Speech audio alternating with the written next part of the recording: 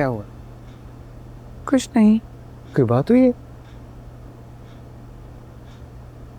किसी ने फिर तो नहीं कुछ कह दिया मेरी प्यारी बेगम को?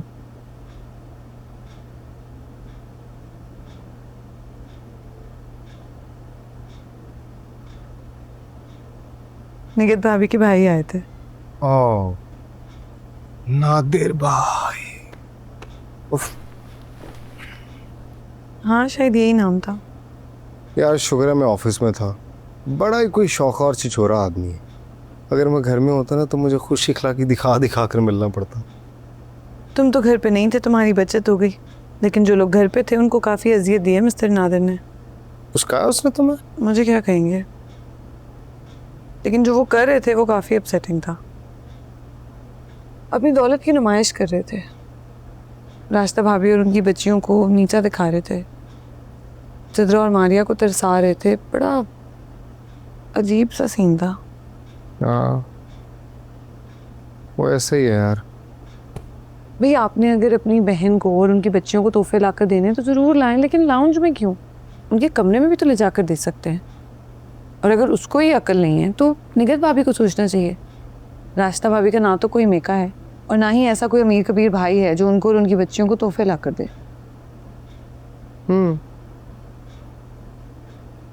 ज्यादा ही सेंसिटिव हो रही हो। राजता भाभी और बच्चियां बरसों से देख रही हैं ये। उन्हें आदत होगी उसके शौकेपन की।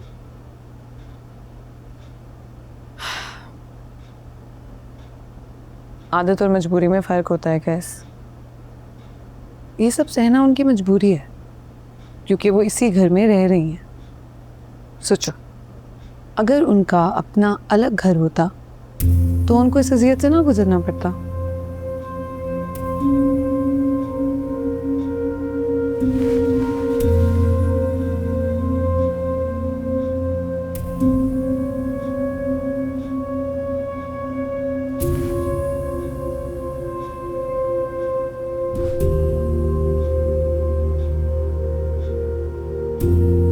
ये अपने घर की बात कहाँ से आ गई? एक मामूली सी बात पर तुम अलग घर की बात कर रही हो। और राजदा भाभी और बच्चियां वहां से उठकर चले जाती, कोई जबरदस्ती तो नहीं था ना उन पर? इंसान की जेब में पैसे ना भी होना, बाजार जाने का हर किसी का दिल करता है। ऐसे इसमें नाराज होने की तो कोई बात नहीं थी।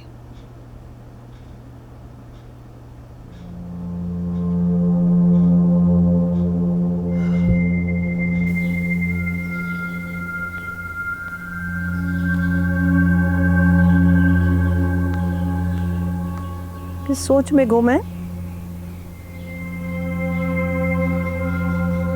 दवा लाऊं? हाँ, ले आओ। आज तो मुझे ज्यादा जरूरत है उसकी।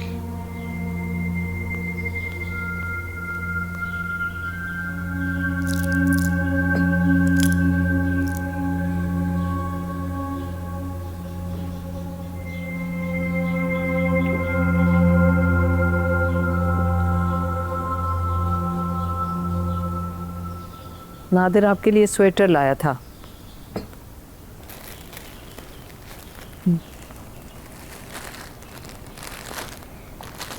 मेहरबानी उसकी।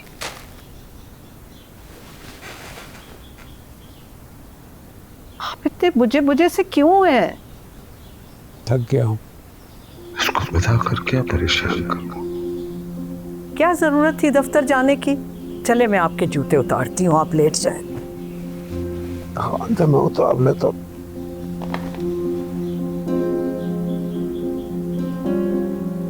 माशाल्लाह बच्चे संभाल रहे हैं ना सारा कारोबार?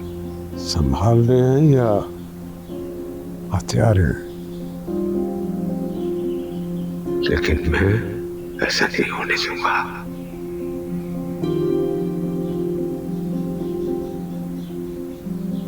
तुम तंग पड़ने लगी हो मेरे घर से और यहाँ के लोगों से।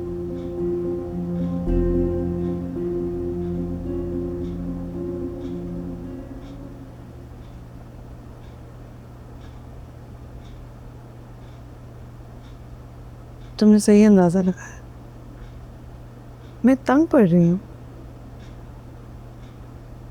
इस घर में ना तो कोई प्राइवेसी है, ना ही कोई अपनी मर्जी है।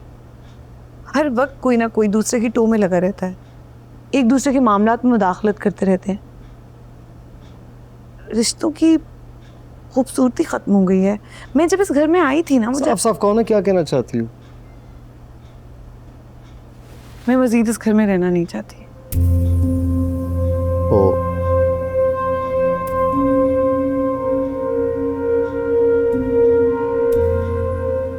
मेरी अम्मी, नुसरत बाजी और भाभीियों का अंदाज़ा बिल्कुल दुरुस्त है तुम्हारे बारे में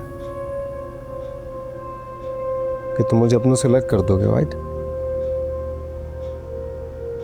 जहाँ मोहब्बत के बजाय नफरत हो, पुलूस के बजाय शक हो, वहाँ अलग हो जाना बेहतर है। कैस, कोई तुमसे नफरत नहीं करता लैला। अब तुम खुद अपनी मोहब्बत और अब खिदमत से उनके दिलों में जगह नहीं बनाना चाहती, तो इसमें मैं क्या कर सकता हूँ? अब तुम गलत बात कर रहे हो। मैं बिल्कुल करना चाहती हूँ, लेकिन तुम्हारे इस घर के लोग, इस घर का माहौल मुझे कुछ करने ही नहीं देते हैं। इसलिए मैं कह रही हूँ कि अगर हम अलग, यार मैं अपने माँ बाप को नहीं छोड़ सकता, और मेरे साथ साथ तुम्हारा भी ये फर्ज बनता है कि तुम उनका ख्याल करो। मेरी भाभियां बरसों से फर्ज निभा रही हैं और तुम इतनी जल्दी। फर्ज निभा रही है। मुझे तुमसे उम्मीद नहीं थी।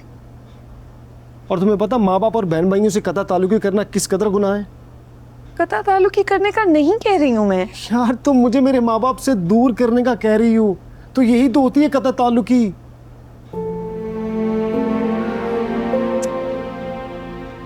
पहला आज तुमने ये बात कर ली है, प्लीज नेक्स्ट टाइम मुझसे बात ना करना। तुम्हारी इस बात से बहुत हर्ट हूं।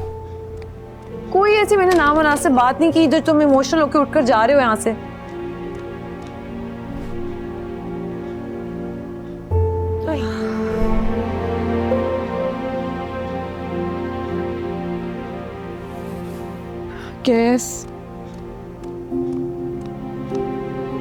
कैस क्यों इतना इमोशनल हो रहे हो? देखो लैला, मैं हूं इमोशनल, इस बारे में मैं इमोशनल हूं,